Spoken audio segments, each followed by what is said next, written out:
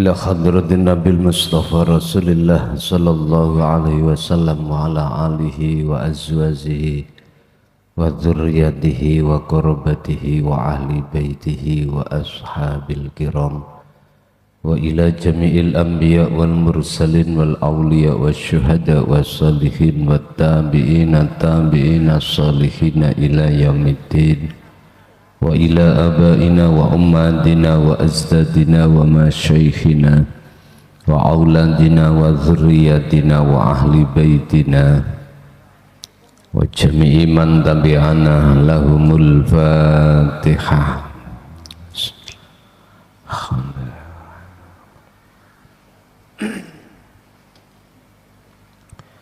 Bismillah, alhamdulillah, la khawla wa la quwwata illa billah. Asyhadu an la ilaha illallah wa asyhadu anna Muhammadan abduhu wa rasuluh. Allahumma salli wa sallim wa barik alaihi wa ala alihi wa ashabihi ajma'in, amma ba'd. Jiwa yang ditolong oleh Allah adalah jiwa yang tergolong di dalam golongan-golongan yang mau menerima hidayah Allah. Jiwa yang disesatkan oleh Allah adalah jiwa yang tidak mau menerima petunjuk-petunjuk atau seruan dari Allah. Balik mereka akan mendengarkan seruan terhadap hawa nafsu di dalam dirinya. Golongan yang kedua inilah Pak, yang disebut sebagai jiwa yang terpenjara atau ruh yang terpenjara di alam dunia dan tidak bisa ke alam akhirat. Sedangkan golongan yang pertama adalah jiwa yang sudah terlepas dan dilepaskan Allah dari perbudakan atau jeratan hawa nafsu, dan atau bisa kami sebut sebagai jiwa atau ruh yang sudah tinggalkan alam dunia menuju alam akhirat di dunia ini. Berkenaan dengan hal itu, pada kesempatan malam hari ini kita akan lebih khusus membahas golongan yang pertama, yaitu golongan yang jiwa itu sudah Allah bebaskan dari jeratan hawa nafsu, atau bisa disebut sebagai ruhun khurratun, jiwa yang merdeka. Yaqulu dawuh sapa Allahu Gusti Allah fi surati Yusufa, ing dalam surat Yusuf, dawuh al ayata ing ayat ats-tsalisata wal khamsina ing ayat 53. Rupani dawuh wa ma ubarri'u nafsi innan nafsa la amaratum bisu. Aku tidak pernah berkata bahwasanya aku sudah terbebaskan dari dorongan nafsu, yang nafsu itu mendorong terhadap kami senantiasa berbuat jahat kepada Allah. Kita nggak membahas di ayat poin pertama, tapi membahas illa ma rohima rabbi, kecuali jiwa yang Allah rahmati, illa ma kejaba jiwa rohima kang rahmati sapa rabbi pangeran ingsun. Sebab inna rabbi sak temene pangeran ingsun iku ghafurur rahim, maha pengampun tur juga maha kasih sayang. Kita poinnya itu tidak membahas jiwa yang menjadi budaknya nafsu, tapi kita membahas jiwa yang sudah Allah lepaskan dari jeratan nafsu. Bapak Ibu, ayat ini memberikan satu pembuktian bahwasanya setinggi apapun dosamu, sebanyak apapun kesalahanmu mulai akil balik sampai detik iki, janganlah hatimu putus asa atas rahmati Allah. Jangan. Waktu, kesempatan, sisa umur masih ada, berarti Anda masih ada nominasi, ya. Jangan punya alasan karena aku nggak bisa baca Quran, nggak bisa sholat, nggak pernah zakat, apalagi puasa, terus menjadikan hatimu itu tidak ada nominasi. Ndak. Allah mengampuni dosa syirik sebesar apapun terhadap hambanya,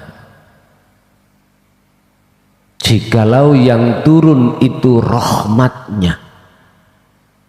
Dosa sebesar itu tak ternilai, Pak Bu, nggak ternilai di mata Allah.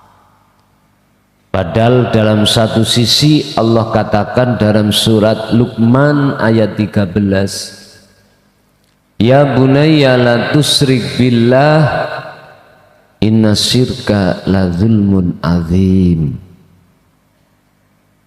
Dosa syirik iki dosa mbah buyute kesalahan.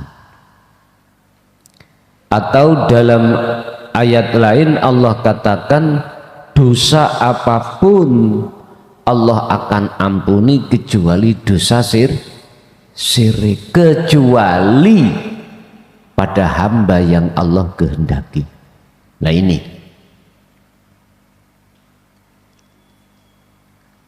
Anda akan masuk di rahmatnya Allah itu tidak disyaratkan sampai iki pandai baca Quran.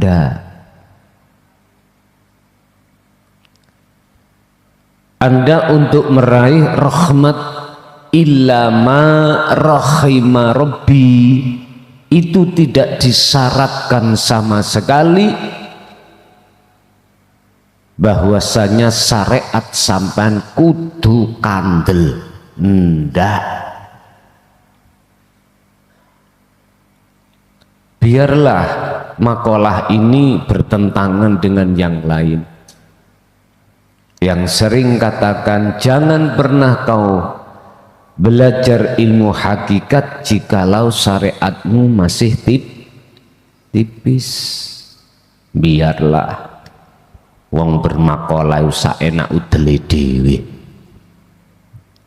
Silakan Anda berijtihad sehingga memunculkan satu makalah yang dijadikan rujukan oleh seluruh umat Islam. Silakan, silahkan. Tapi pertanyaannya, betulkah makalah yang kita lakukan itu Anda sampaikan itu di mata Allah di akhirat akan terbukti sebagai makalah yang sodik atau hak, benar. Gak usah jauh-jauh ngenteni su akhirat coro bahasane wong syariah. Sekarang aja. Ada makalah yang mengatakan, mohon maaf, jikalau kau ingin rizkimu lancar, digerojok dening Gusti Allah bakda subuh ojo ndekok, habis subuh jangan tidur, bacalah Waqiah Ar-Rahman sampai tulu usamsi, munculnya srengenge matahari satu tombak. Setelah itu lanjutkan sholat duha. Di sini sholat duha dungone, Gusti yen rezekiku ono ndukur di atas ndang enggal turunkan, jikalau jauh ndang dekatkan, jikalau tenggelam keluarkan, jikalau haram halalkan. Kemarin sudah kita singgung, inayah Allah, fadlnya Allah, pemberian Allah nggak ada sama sekali ada kaitannya dengan doa kita. Artinya doa kita itu tidak akan jadi sebabnya peparingi Gusti Allah, pemberiannya Allah, anugerah Allah terhadap kita. Alasannya apa? Karena lebih tua, lebih dahulu anugerah yang sudah Allah tetapkan di dalam Lauhil Mahfud daripada datangnya doa. Ngeten. Artine napa? Ndonga ning dadi sistem kun fayakun. Piye ndonga sing kun fayakun? Antara fadl pemberian Allah dengan doa itu nggak ada bedanya. Dua tapi tunggal. Jangankan dua, banyak tapi tunggal. Inilah Pak Bu yang Rasulullah sabdakan itu gini, pecute jaran, apa pecut itu? Cambuk. Cambuknya kuda yang ada di surga itu lebih berharga nilainya daripada dunia dan seisinya. Artinya apa? Ibadah amaliyah sekecil apapun, ya, jikalau jenengan barengi dengan hati yang zuhud, ini nilainya lebih besar daripada sebesar apapun ibadah, amal ibadah Anda bila judin idza kana opo ibadatun, ibadah iku bila juhdin, tanpa dibarengi zuhud. Berarti dua ya dua. Kalau dibarengi zuhud, walaupun dua, tunggal. Ngoten lho dadine.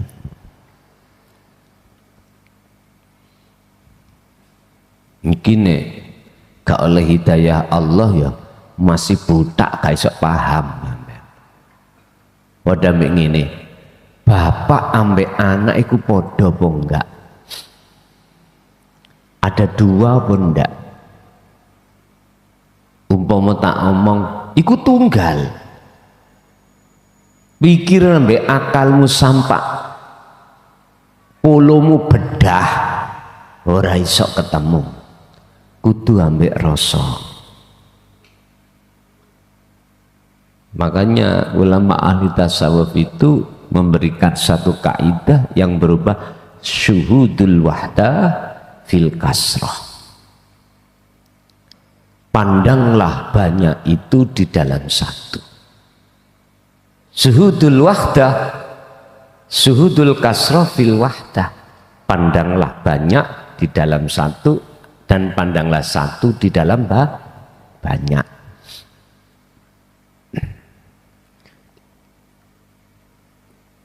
Bon,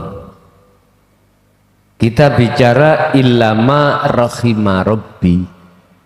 Jadi makalah saya, kami pinter ilmu syariat itu tidak menjadikan syarat. Apabila jiwa untuk bisa naik ke hakikat makrifat, ndak. Ini tabrakan loh ya, ambek makalah-makalah yang sering kita dengarkan pada orang lain. Mengapa saya berani mengatakan ini makalah yang menurut kami itu adalah bisa dipertanggungjawabkan? Saya sudah ijtihad, mohon maaf, lewat dakwah ini kurang lebih 25 tahun. Ternyata banyak di antara mereka ini yang mau menerima ini, ternyata mereka yang syariati gak patek kan kandel. Dan sedikit sekali mereka yang syariatnya itu tebal banget, apalagi sudah punya pengikut, sudah punya nama, sudah punya pengaruh, sudah punya kehormatan. Susah Pak untuk menerima. Kadang-kadang tak udik titik ngunai. Sing asale condong gak dadi condong. Contoh, tak udik titik. Anda asalnya orang yang punya pengaruh, punya pengikut, tidak hanya ratusan bahkan ribuan. Ketika hidayah Allah itu datang dan menyadarkan hati panjenengan, hati Anda sadar. Akhirnya hatimu mencari dan mencari sampai di mana, sedalam mana ya. Wong namanya penasaran, terus bleng masuk dalam hati. Terus tak utik titik. Ngerti tak utik ya? Gusti Allah nguji witik nih.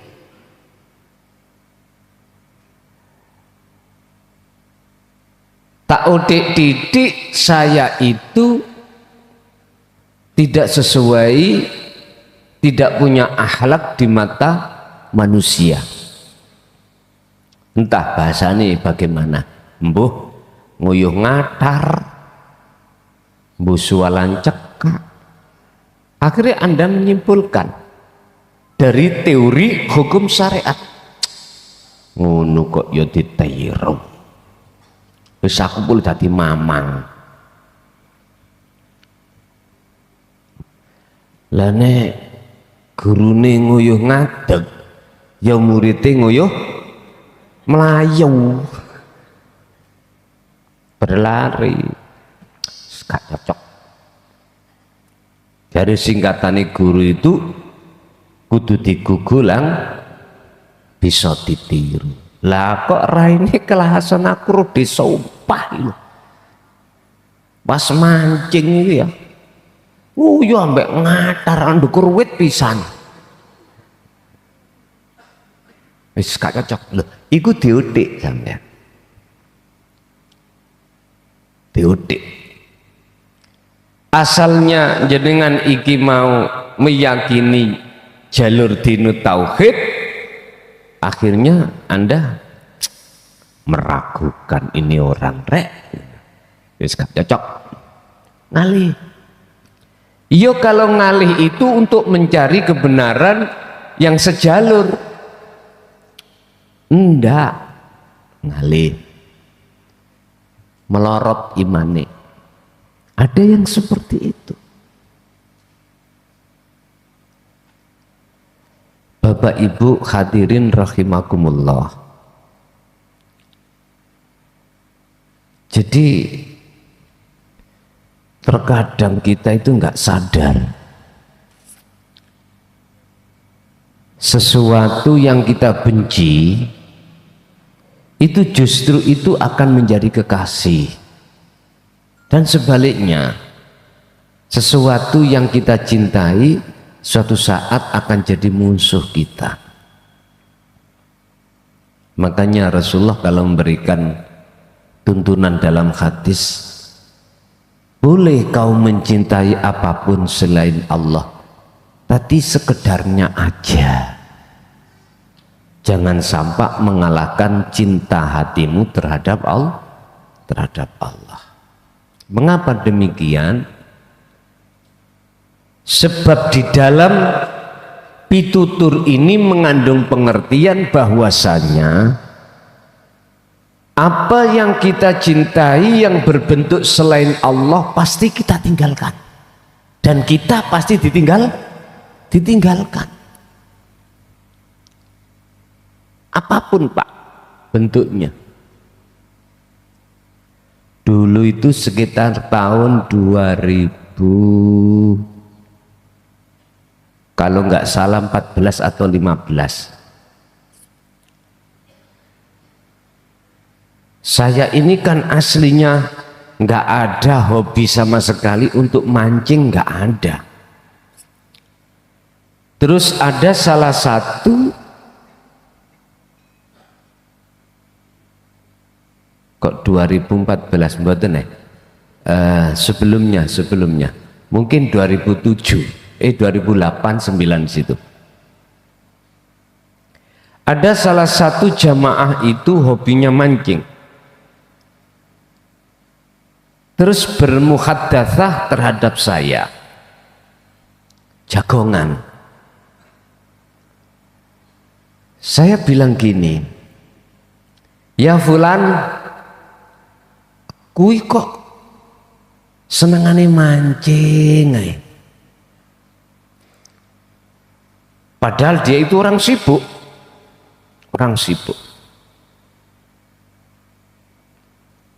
Apa sih untungi mancing? Geger ya lara, gitu. Ya kepanasan, lah ngoten nggih. Mbok ya beli ya di pasar aja. Ternyata ada momen tersendiri Pak di situ. Ada momen tersendiri, mungkin bahasa anak muda, strike. Wah, waktu strike ini, umpan di makan itu loh Pak. Apalagi ada perlawanan.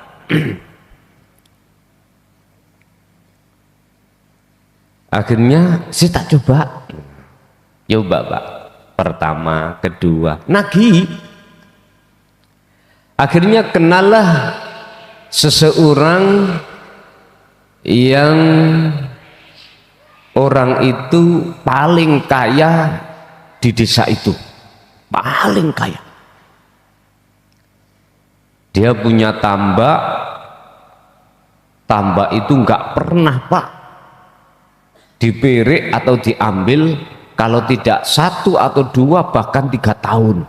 Bayuh iwake ku mungkin ya gak mungkin. Kula dhewe nggih nate mbuktekno sak bayi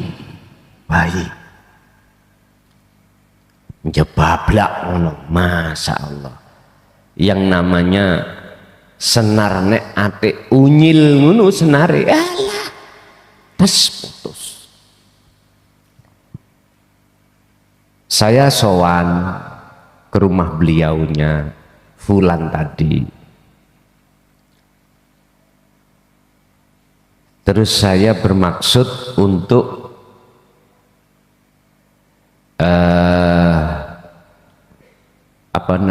mancing, berapa bayarnya, berapapun akan kubayar. Tapi nggak boleh. Padahal saya mungkin orang 3 tok, nggak boleh. Pak Nyun Sewu, anaknya itu pendidikannya tinggi-tinggi, ya sudah punya jabatan semuanya, nggak boleh. Tapi pada akhirnya mati.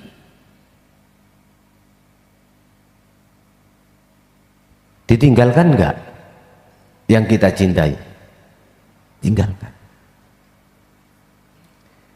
Bapak punya istri, ibu punya suami, punya anak. Saya enggak melarang jenengan mencintai, saling mencintai karena hukum syariah, tapi tolong belajarlah hatimu untuk bercinta terhadap Allah di dalam istri dan suami. Belajarlah. Atau terhadap anak, belajarlah. Caranya bagaimana? Harga mati Anda harus mempunyai wasilah. Kalau enggak memegang wasilah ini, enggak akan bisa Anda. Wasilah itu tali, Pak Bu, tali. Tali cinta yang mana? Tali cintane hati Anda terhadap wujudi Allah. Itu yang sering kami sebut sebagai dzikir sirul asr. Niku wajib sampean membawa ini. Kalau Anda tidak membawa ini, jatuhnya cintamu pada gurumu, pada mursyidmu makhluk. Itu pasti, Pak. Dan inilah yang Rasulullah pesankan terhadap kita betul-betul. Bahkan Rasul-Rasul sebelumnya pun memesankan terhadap umatnya masing-masing, tidak hanya Kanjeng Nabi Muhammad. Peseniku bahasanya sederhana. Ya bunaya, umatku, anak putuku, la tusrik, jangan ada dalam hatimu selain Allah. Berarti jangan kau mencintai kecuali hanya pada Allah. Gitu loh maksudnya. Ini yang menentukan kita nanti di dunia ini, bahkan di akhirat, selamat dan tidak ada di sini.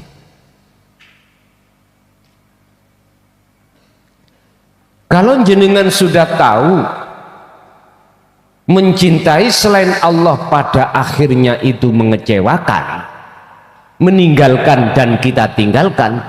Kalau sudah tahu, mengapa sudah tahu seperti ini kok ya sih kita tergores di dalamnya? Ayo coba dingenen sing sondok nemen. Sebab kita malam hari ini membahas khusus tentang tazkiyatun nafsi atau jiwa yang Allah selamatkan.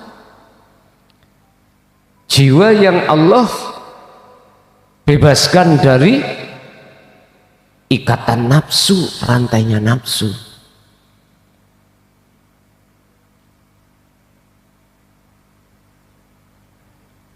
Sehingga ayat yang menyatakan illama, kecuali jiwa yang Allah rahmati. Siapa jiwa yang Allah rahmati? Apakah jiwa yang asalnya tidak berlumuran darah, berlumuran dosa dan kesalahan? Iya, berlumuran. Cuman oleh sebab Allah ampuni, karena Allah innallaha ghafurur rahim. Ghafur diampuni, Allah mengampuni sebab jiwamu mau menerima hidayah Allah, lalu fayat tabiuna ahsan, dan Anda melaksanakannya, maka namanya rohim, itu jatuh pada jiwa tersebut.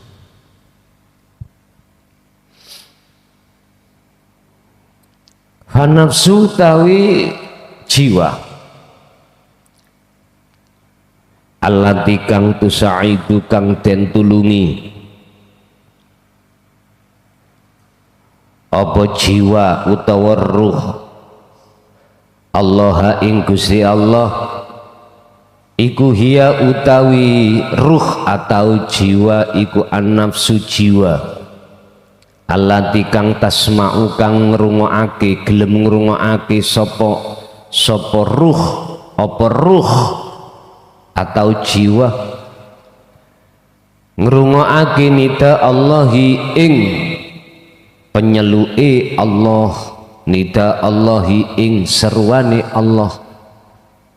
Yaqulu Khalid dawuh sapa Gusti Allah fi surati Zumar, ing dalam surat Zumar al ayata tsaminata asharata, ing ayat 18. Jiwa atau ruh yang Allah tolong adalah jiwa atau ruh atau hati yang mau menerima apa seruan Allah. Mana seruan Allah? Yang ini diserukan terhadap seluruh Rasul. Disebut Rasul itu Pak, karena beliau mengemban dan mau menyampaikan seruan Allah. Tidak akan disebut sebagai Rasul tatkala mereka tidak mau menerima dan menyampaikan seruan Allah. Mana seruan Allah? Banyak Al-Quran yang menyebutkan tentang masalah tinggalkanlah perbuatan syirik, menujulah ke iman, tinggalkanlah kepentingan nafsu demi menuju kepada Allah,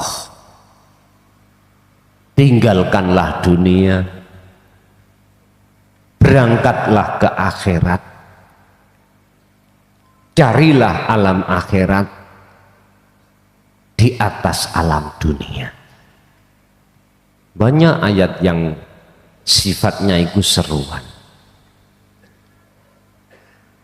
Berhubung banyak manusia yang hatinya itu menolak dengan seruan Allah, inilah Bapak Ibu menjadikan ruh itu masuk di golongan yang pertama tadi. Innan nafsa la amaratum bisu, niku menjadi terantai oleh nafsu.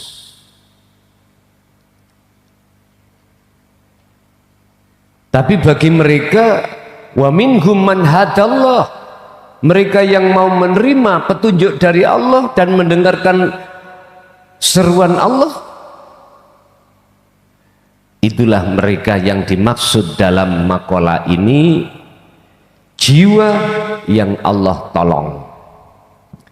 Dalam surah Az-Zumar ayat 18, rupane alladzina yaiku wong akeh yastami'una kang padha ngrungokake sapa ladina al-qaula ing wahyu, al-qaula ing seruan iki mau, ngoten lho, atau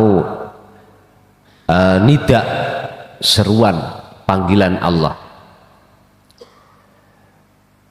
Tidak berhenti sampai di situ, fayat tabi'una, mongko lanjut podo ngelakoni ngikuti sapa ladina aksanahu ing isi di dalam seruan itu, berarti yang bagus.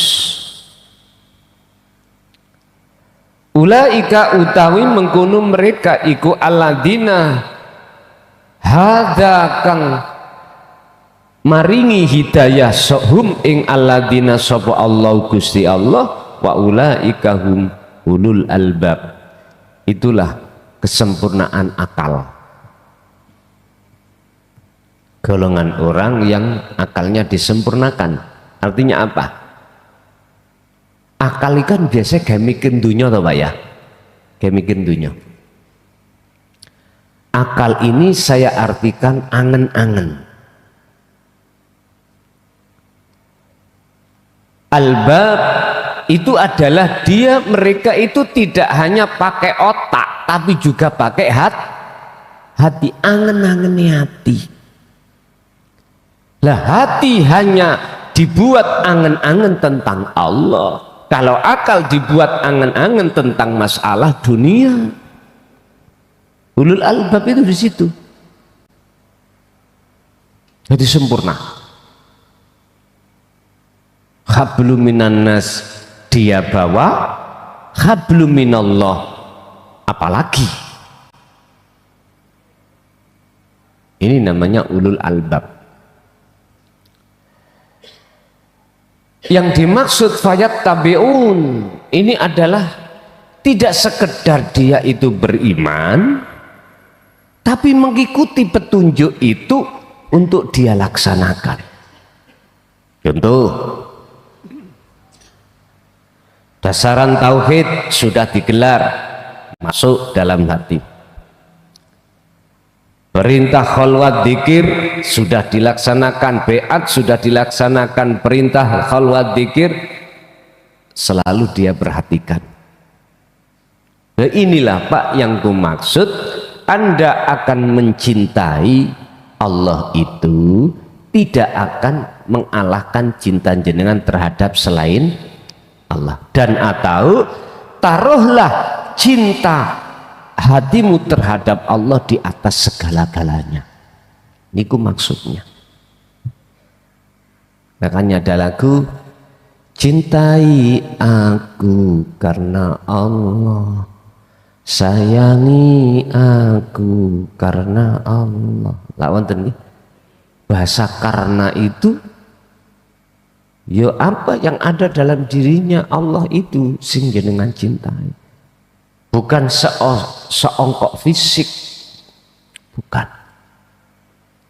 bukan makhluk yang dimaksud. Kalau kita makhluk ditipu Pak, pasti ditipu. Ibu jenengan dikhianati bapak rabi maneh, ya khianat Bu ya, iya. Mangkel hati sampean cekot-cekot. Sing lara sapa? Ati sampean apa ati bapak? Halo? Ati pean nggih? Lah yen rokok iku. Loh, Ibu, Bapak, Rasulullah mengatakan cintai selain Allah tapi jangan mengalahkan cintamu terhadap Allah. Itu di situ. Itu di situ. Sifatnya makhluk enggak kekal. Makanya kalau kita sudah ketemu sigari nyowo, rembukan. Sekecil apapun harus rembukan. Kadang-kadang ono Pak, wong wedok iku utangi nalecek gak kondo wong lanang. Wonten ngoten niku. Mbuh nok kono di Amerika kono maling kon. Hati-hati. Garwa sampen anggap patung ngono bae ya. Bapak yang ngono rembukan sekecil apapun rembukan. Namanya garwa sigare nyawa. Mestinya gitu. Kecuali persoalan yang bersifatkan urgen terus nggak bisa memungkinkan untuk musyawarah.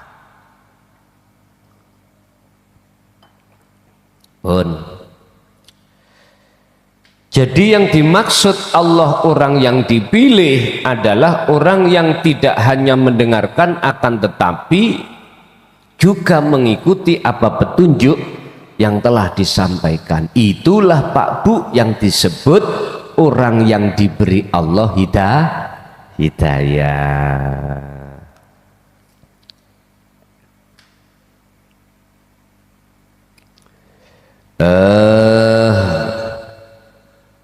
Min sarhil ayati, saking keterangan ayat al-a'lahu kang ono ing dhuwur mau. Pundi ayat sing pundi? Yaiku alladzina yastami'una niku Az-Zumar. Annahu ing sak temene kelakuan atau keterangan iku la yashalu ora gampang alal qalbi ing atase ati taqabbalu kang bisa nrimo apa ati taklimat tauhidi ing ajaran tauhid li'annahu karena sak temene taklimat tauhid iku mukhalifun bertentangan liraqdi syahwati maring keinginane hawa nafsu fi dakhilina ing dalem diri kita masing-masing. Ketika saat ajaran tauhid itu disampaikan tidak mudah Pak untuk menerima ajaran itu, enggak mudah. Makanya jangan heran kalau tauhid digelar di tengah masyarakat iku mung setitik, hanya sedikit yang mau. Mbon heran sampean. Wong di situ sudah dikatakan la yashulu ala qalbi taqabbala ta'limat tauhid. Gak gampang. Kecuali mereka yang menerima hidayah. Apalagi golongan-golongan yang rumangsa sugih, rumangsa alim, rumangsa pinter, rumangsa pandai. Dari Kediri, bayah, biyuh, babi nguyuh.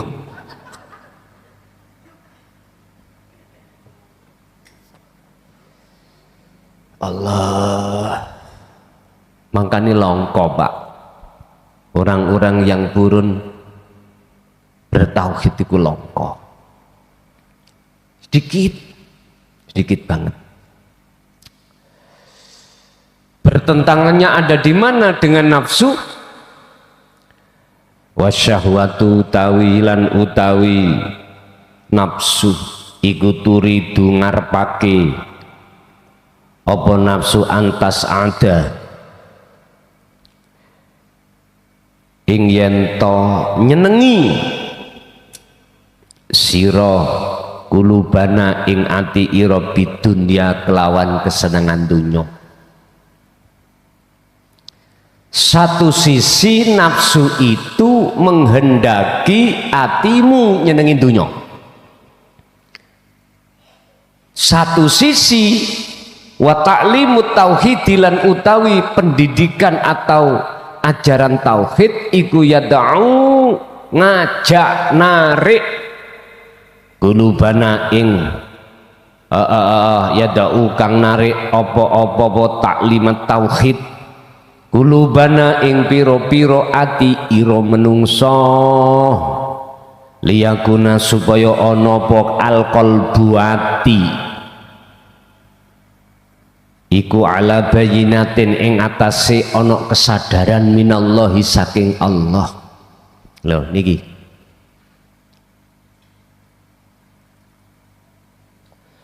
au yajibu utawa wajib alal qalbi ngatasi ati apa ayat ruka yen to tinggal ninggalake apa ati mata al hayati dunya ing kesenangan kehidupan dunia. Loh, bertolak belakang. Satu sisi nafsu ndorong ngajak meksa nang ati panjenengan untuk berkasih mesra dengan Tamara Blensky. Kok ngalih sakniki yo aku tinggal rabi wisane. Sik tas sae nggih. Yang biasa nonton Instagram apa. Ya mesti Pak ono kono gede, gagah dhuwur, ganteng ya mesti ae.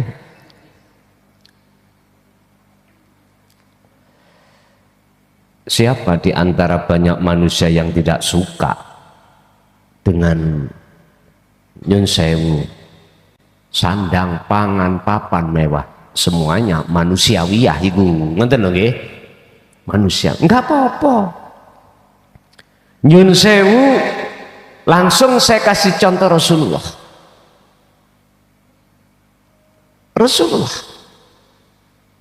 dikira melarat ini toh.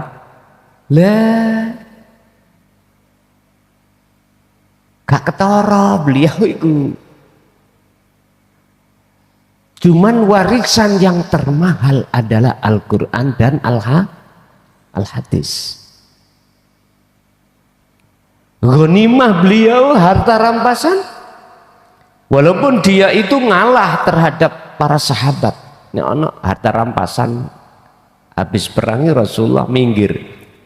Wis keri-keri aku umane. Dungune masih ada yang protes kok. Ada yang protes. Kaum yang tidak kebagian protes menuduh Rasulullah itu enggak ngadil. Ada yang seperti itu. Artinya Pak, di tengah kelompok itu jangan heran kalau ada pengkhianat. Kenek dilingno yo ayo, gak kenek nyingkriyo. Ngoten mawon. Lapor repot. Aku gak butuh pengikut kok. Gak butuh pengikut. Sami kalih nika lho. Kalapas niku lho, narapidana. Tamu tak diundang teko. Makane diatur.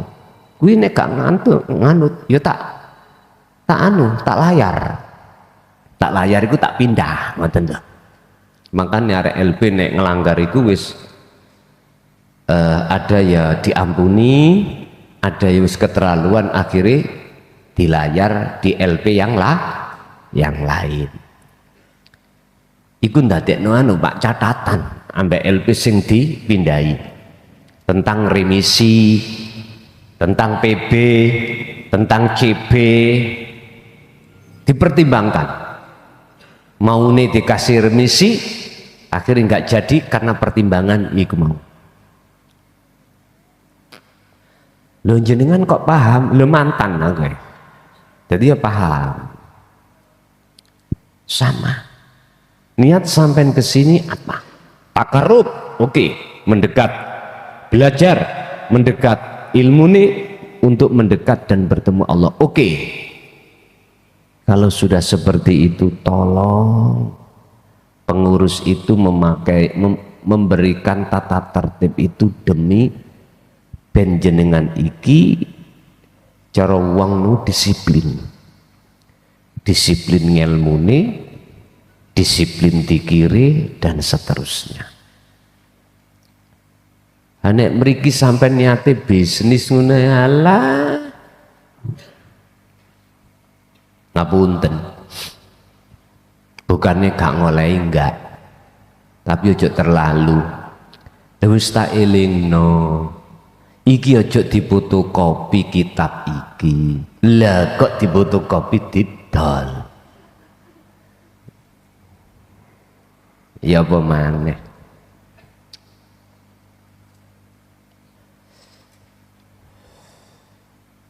Ono maneh lakon iku ono mawon.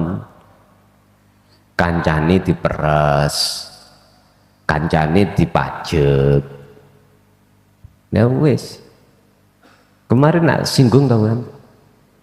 Mesisan apa? Viral. Ngoten lho. Nek gelem introspeksi yo.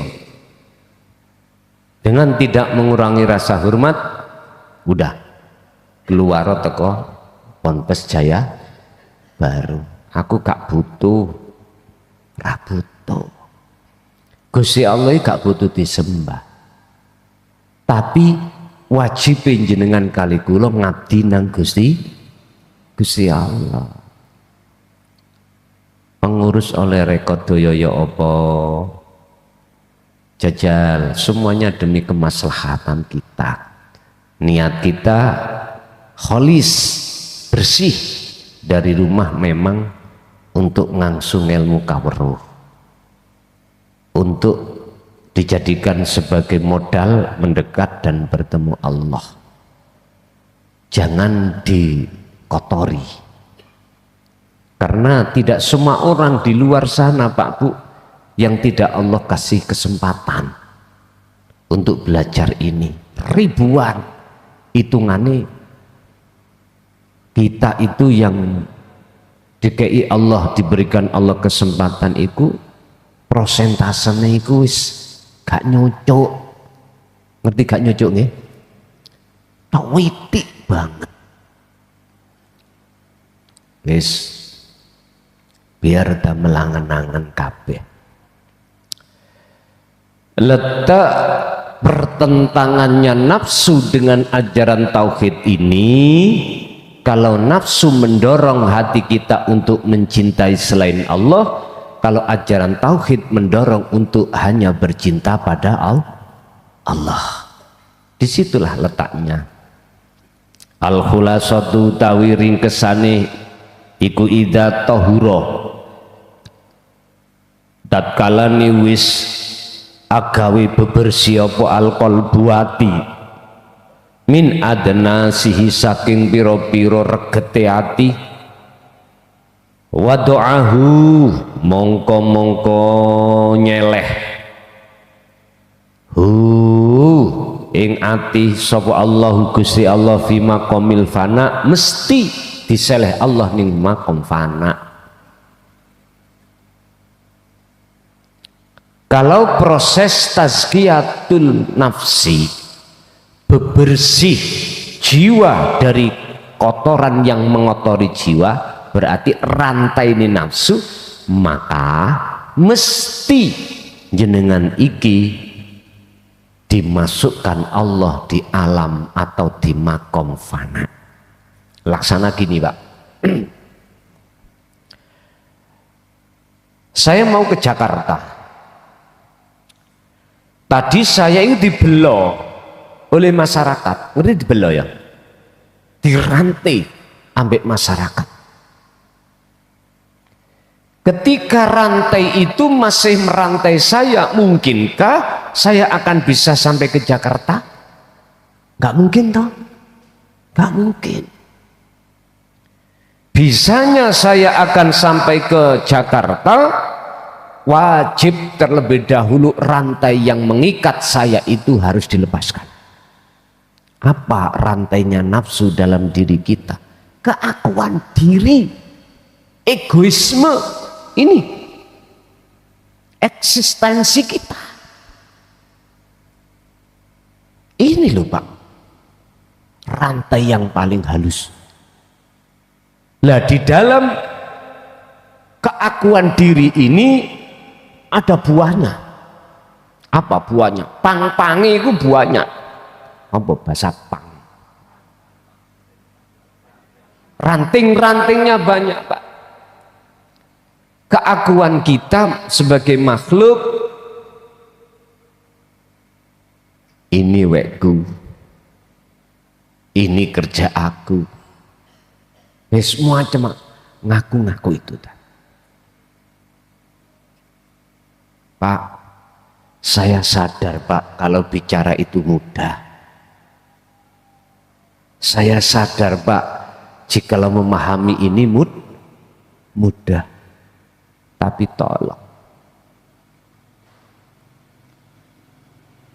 jenengan jangan putus asa.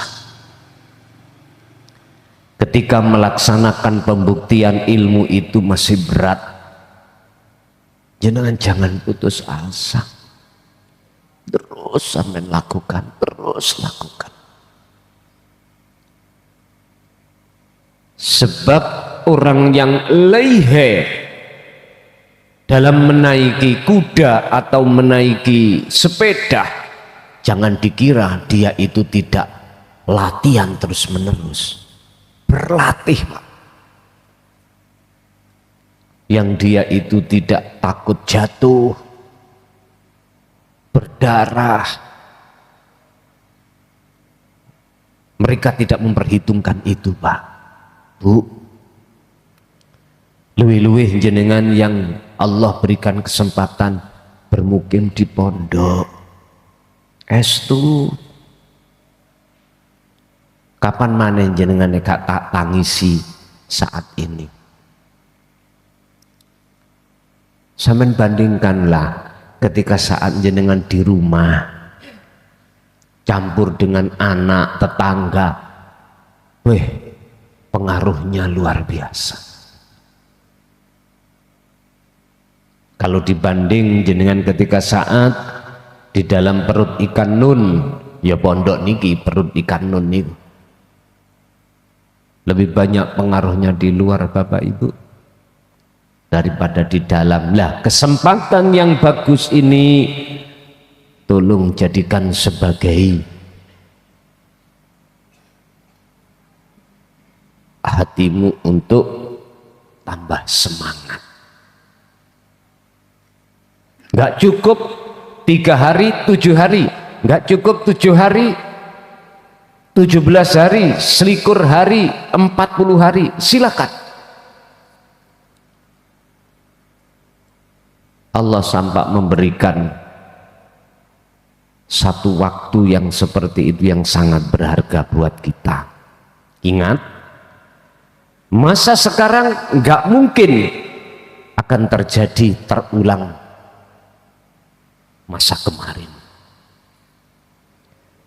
Jikalau kita pindah masa besok, maka masa sekarang akan lenyap.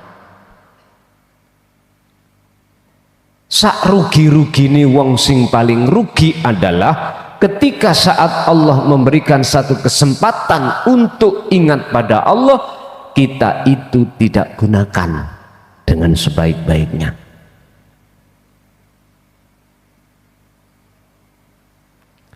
Barometernya bagaimana saya nanti boleh pulang?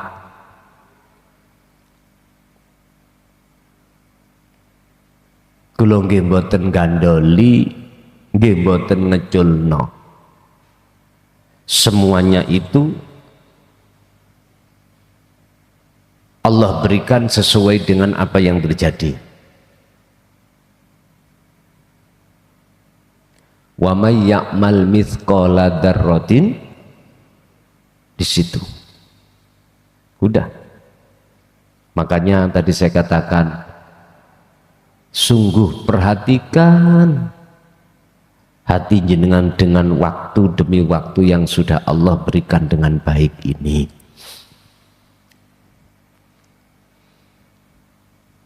Kapan saya diperbolehkan untuk coro manuk ngunu keluar dari sangkar? Ini tadi, idza tahurul qalbu min adnasihi wa du'ahu wahu fi maqamil fana. Tondo-tondo makom fana di dalam hati jenengan sudah, monggo. Tapi bukan berarti tatkala jenengan mengajukan permohonan karena situasi di rumah tidak memungkinkan terus pamitan pulang, monggo. Saya sendiri juga tidak memaksa. Aku ya orang gandoli, ya orang ngusir, paham nggih? Ora. Tondo-tondo kalau jenengan sudah ditarik Allah nih makom fana, walaupun kefanaan sampan itu tidak hitungan jam bahkan hari, akan tetapi hanya menit, monggo. Yang penting jenengan sudah ngincipi makom fana. Lah untuk masuk, tidak bisanya masuk ke alam ke makom fana, otomatis jenengan harus tekun berani, tekun membangun makom muraqabah dengan cara berzikir tadi.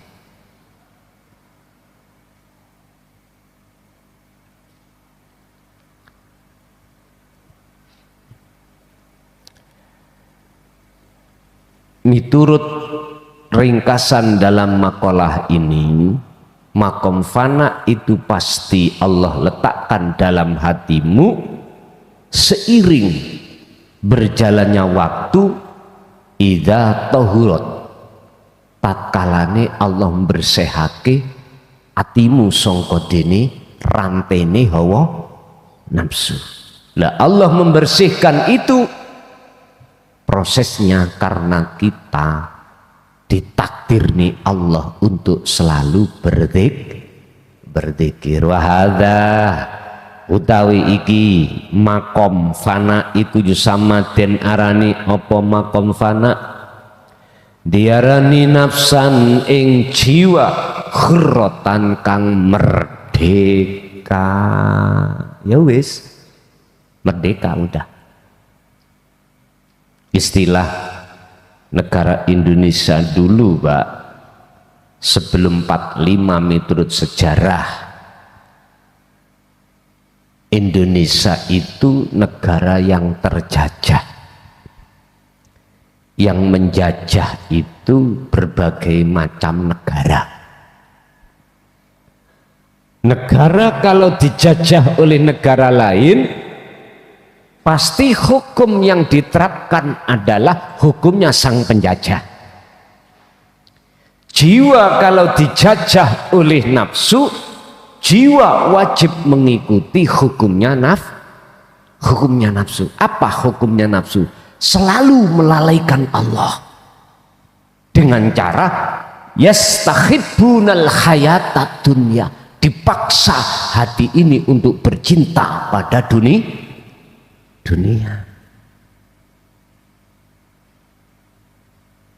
Ini rahasia yang berabad-abad yang tidak mau para pemimpin sampaikan, dan teori inilah yang berabad-abad banyak di antara imam-imam kita yang tidak mau menyampaikan. Akhirnya zaman silahkan maju, tapi peradaban hati masyarakat, mohon maaf, ulaika kal an'am balhum adol, laksana seperti makhluk berkaki 4, balhum adol, bahkan sifatnya lebih jelek daripada hewan berkaki 4. Makanya aku sering katakan, kekayaan Indonesia, minyak ada, nikel ada, tambang emas ada, batu bara ada, air bersih ada, semuanya lengkap. Tapi kok kiri? Ngerti kiri? Tanda kalau negara kaya itu, Pak, pajak ini dibebaskan. Kaya, dan orang pengangguran itu dibayar. Itu tanda kalau negara kaya. Sebesar apapun sumber daya alam di Indonesia, kalau yang mengelola itu hatinya mingkol bin rohibin, hati yang condong terhadap nafsu, Jari ini Bang Haji, yang kaya makin kaya, yang miskin tambah melarat. Yes, lo tenan.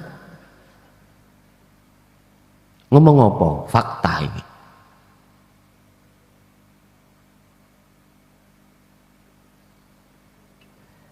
Makanya kalau kita bicara solusi, bagaimana Indonesia sekiranya baldatun thayyibatun warabun ghafur.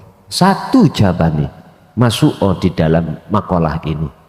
Dengarkan para ulama tasawuf yang membimbing jiwa kita, dengarkan. Fayat tabi'una aksan, dan laksanakan apa petunjuk di dalam ilmu itu yang menjadi nurut tauhid berupa kefahaman. Laksanakan dengan sendirinya Pak Bu. Yang mengelola kekayaan alam di Indonesia nanti, mohon maaf, sudah tidak condong hatinya kepada nafsu, otomatis dengan sendirinya korupsi tidak akan pernah terjadi. Lestu contoh kecil mawon lho ning desa, contoh kecil. Sebab teori di dalam taklimit tauhid mengatakan jangankan hak orang lain, hasil keringatmu sendiri secara syariat itu aja nggak boleh kau aku, apalagi milik apa sempat Pak. Niki kalau betul-betul nur tauhid berupa kepahaman itu dijalankan loh ya. Beda kalau kita hanya berhenti yastami'unal qaul, berhenti di situ terus tidak mau meneruskan untuk pengamalannya, beda lagi. Geniku terus Rasulullah mengatakan al ilmu bila amalin kasajarin bila thamarin. Ilmu jikalau tidak kau amalkan laksana pohon, tidak akan berbuah. Mangan godhong sampean katene. Ya nek embek mangan godhong. Yang kita cari itu buah. Bukan godhong ya Pak.